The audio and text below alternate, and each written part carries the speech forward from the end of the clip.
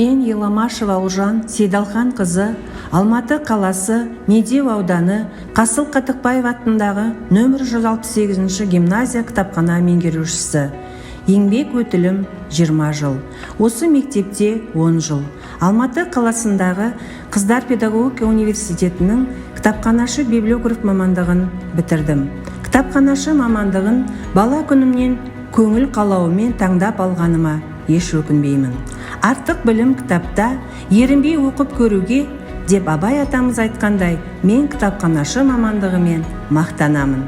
Мектеп кітапханашысы оқушының алғаш оқулықты қолына ұстатып, 11 жыл білім нәрімен сусындауына, көркем әдеби шығармалармен танысуына, оқып білуіне жол сілтеуші.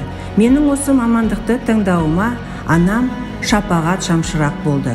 Қазіргі технологияның дамыған уақытында мектеп кітапханашысы, оқушы, мұғалім, ата-анамен бірігіп кітап оқуда, түрлі электронды сілтемелер мен онлайн және офлайн жұмыс жасауда.